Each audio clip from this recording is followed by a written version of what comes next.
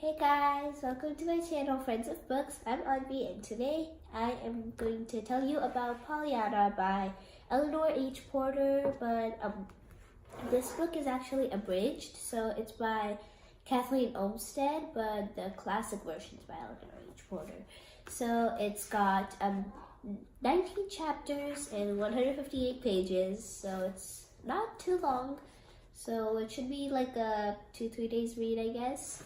And I would rate it like 4.5 stars because it's pretty good, but it's not like perfect. So yeah, it was published in 2007, and so it's pretty not very new, but yeah. So let me tell you about this book.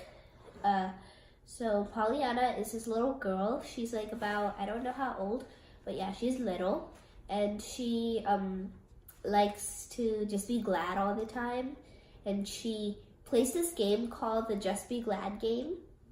And so for example, if it's raining, then she would be glad that at least even though she doesn't get to go outside and play, she'd be glad that the plants get watering or something like that.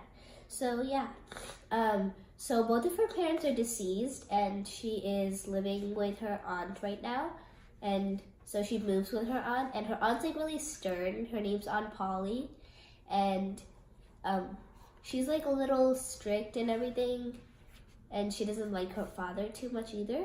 So yeah, Pollyanna is named Pollyanna because her mom has two sisters, Polly and Anna, and then she just names her Pollyanna. And then Miss Polly actually says, "Oh, Pollyanna, what a weird name, like what a strange name." And then yeah, so this book is pretty good, and I'd recommend you read it. And she always the good thing about it is that she always makes everyone happy with her Just Be Glad game, and there's all these people that she helps. She's like a little doctor, just helps sick people. And yeah, so she has obstacles and everything, but everything's just good, and she's perfectly fine. And yeah, in the end, she's good, I guess. So this book's really good, and I'm gonna read a page from it, a few pages. I'm going to be reading chapter 3, The Little Attic Room. This is when she actually meets Aunt Polly, and when she is about to go to her new room. So I won't read that part so that you can read it, okay? Alright, chapter 3, The Little Attic Room. Miss Polly looked up from her book as Nancy and Pollyanna walked into the living room. She did not get up. Instead, she held her hand out toward her niece as a polite greeting. "How do you do, Pollyanna? I am your..." Miss Polly did not have a chance to finish her sentence. Pollyanna flew across the room. She threw her arms around her aunt and hugged her tightly. "Oh, Aunt Polly," the young girl sobbed. "It's so wonderful to be here. I'm so glad. You have no idea how happy I am to be here with you and Nancy. It was so hard just having the ladies' aid." "I don't suppose I would have any idea," Miss Polly sniffed. She tried to pull the little girl's arms away.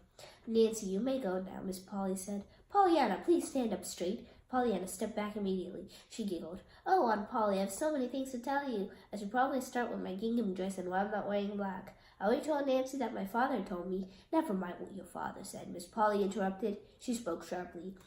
"I suppose you brought a trunk with you?" "Oh, yes," Pollyanna said. "The ladies' aid was kind enough to buy it for me. I didn't have many clothes to bring. We never had much money in it, you see.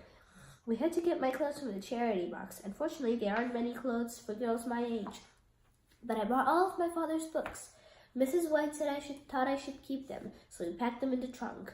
"Pollyanna," her aunt interrupted her once again. "We should be clear about one thing. I do not care for you mentioning your father to me." Pollyanna gasped. "But Aunt Polly, what do you mean?" "There's nothing more to discuss. I'll take you up to your room now." Miss Polly stood up. "Please follow me upstairs." So you see, their relationship isn't going too well so far, and also, Pollyanna's pretty, like, poor, and she doesn't have much stuff, so it's, like, new moving into Aunt Polly's. And, as you also see, Aunt Polly doesn't really like her father, as I always said. So, yeah, now you know what this book's like. I hope you read it, because it's a pretty good book. And, yeah, so see you. Goodbye. Oh, and don't forget to comment down below if you like this book, if you read it or not, okay? And if you haven't subscribed, please subscribe. Bye!